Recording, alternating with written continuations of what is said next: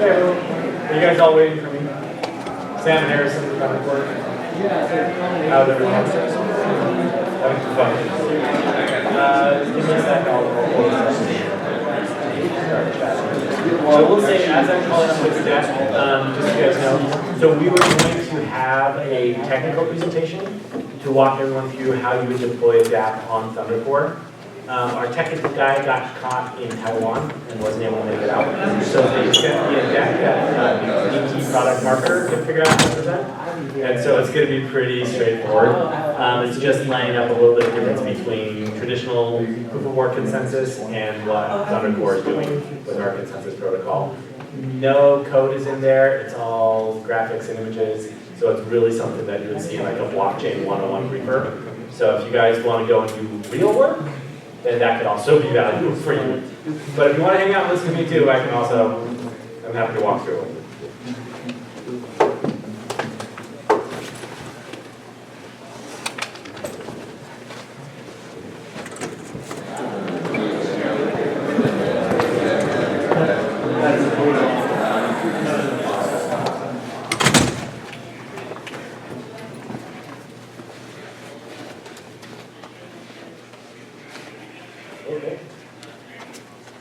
We'll probably blitz through this fairly quickly. How many people do we have here that are actually here versus the ones who are recording in the back? We have like two? One, two. There you go. All right. So my name is Sam Harrison. I am the head of product marketing at ThunderCore. ThunderCore is a smart contracts platform, much like your Ethereum or any other second, third generation blockchain platforms. Some things that set us apart. Number one, we start off with being completely EVM compatible. So anything you built on Ethereum can be ported over to ThunderCore very, very easily. The two other points are the ones that are kind of interesting. Our transaction throughput, we're looking at 1,200 transactions per second with a sub-second confirmation time, which means that if you are a user using these things, then you'll be able to have a very seamless experience, which is great. For example, just 2 weeks ago, I was up in Seattle at the TruffleCon, and I ran something called a garage sale, where people would come and they would buy our t-shirts. I'd give them 5 die with their trust wallet, and they'd send it back to me, and it was great. And they were able to do it so quickly, it was like a real-world experience with a PayPal or Venmo, instead of all the latency and delays that you have in legitimate blockchain. So the question is how do we achieve that quick and fast throughput at that level using our consensus mechanism? So our consensus protocol is called PALA, P-A-L-A. It's the completion of Elaine Shee's work that she did under Thunderella. And this is the full implementation, is called PALA. Most of us here probably don't actually need to go through this. Just a really quick overview about, proof of work consensus mechanisms. First generation blockchains, they are powered by proof of work consensus algorithm. Very groundbreaking. It's designed in such a way that any node can join the distributed P2P network. They can collaborate, build a single blockchain.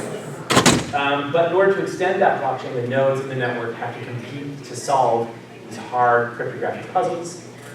The first one to solve the problem gets to extend the blockchain, and they earn a prize for their hard work. They get little bitcoins that come out of that Bitcoin prize, which I just recognized.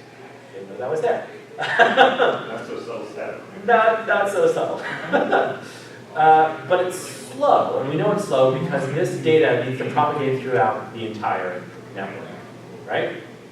And having so many nodes compete to solve a cryptographic puzzle uses tons of electricity. We've seen this over and over again. It uses more electricity than the state.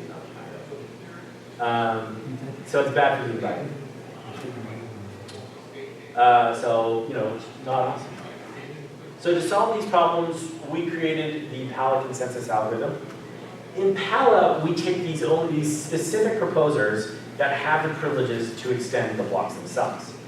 To make sure that the proposers are honest, their blocks must be voted on by a committee of voters. The primary proposer will rapidly create a new block And then it sends that new block over a high-speed network connection to all the different voters. And these voters respond with notes. And if 2/3 of the voters vote yes, then the block is notarized and is added to the chain. When we have 2 blocks onto the chain, then that block becomes finalized, meaning that it's not going to change ever, and it'll be immutable, part of the immutable record.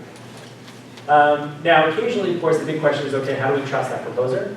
If that proposer crashes, if he's not online, if he did something malicious, what happens is we move automatically to the next proposer in line, where the voters will all vote to signal using clock messages that it's time to switch.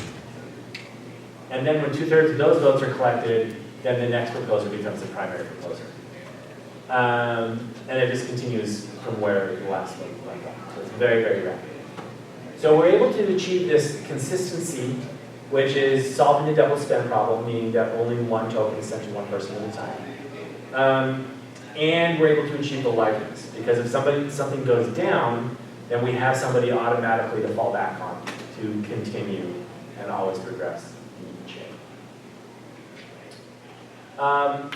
Unlike proof of work, we are a proof of stake protocol, so the proposers and the voters are selected using a proof of stake election process, where anybody can become a voter or proposer by staking in with their Thunder tokens during the election period. And in return, they receive rewards like you would in almost any other stake, proof of stake network, based on the amount that they actually stake in.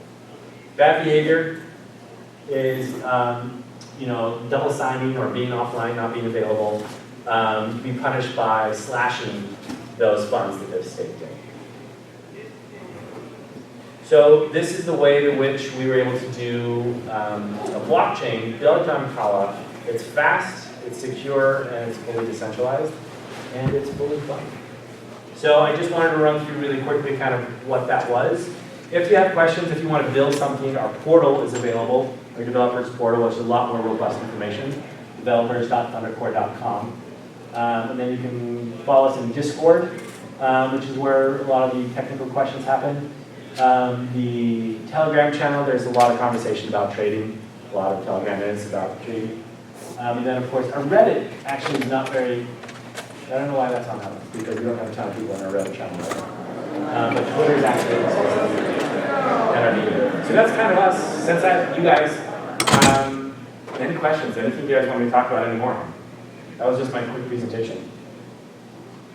How long is your generic commitment to blockchain? Sorry, what was it?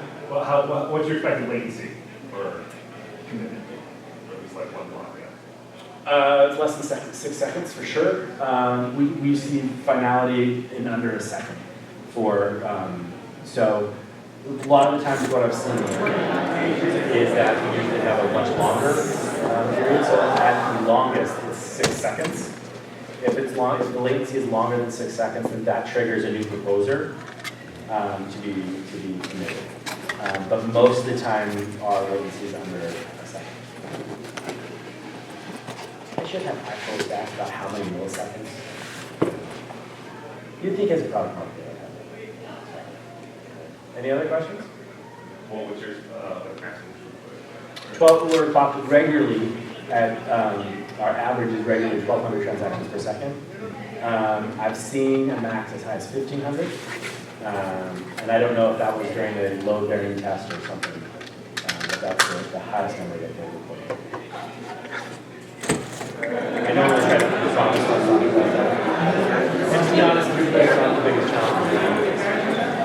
Everyone talks about throughput being a big challenge because Visa has a 2,400 transactions per second throughput, but then they have millions and millions and millions upon millions of users.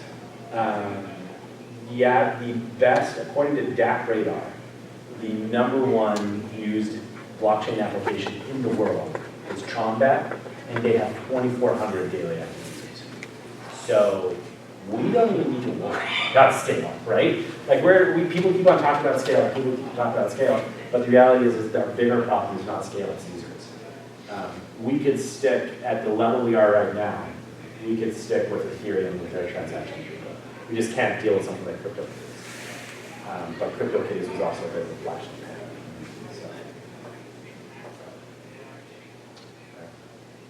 Anything else? Well, if not, then I'm going to head back out and give out some swag. And if you guys have any questions, don't hesitate to swing by the desk. Say hi. But you have some more advanced like EFT analysis on the facts. Did you say, I'm sorry, what was the question? Byzantine fault tolerance Yeah. analysis. I don't, not handy.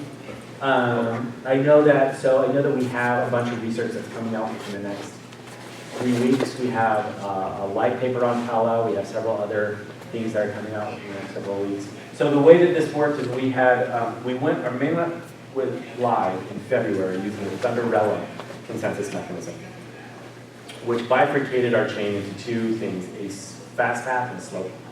So that when the proposer would fail, rather than switching to the next proposer in line, it would fall back to the Ethereum chain until a new proposer could be elected from the community, right? The mechanism for switching wasn't defined.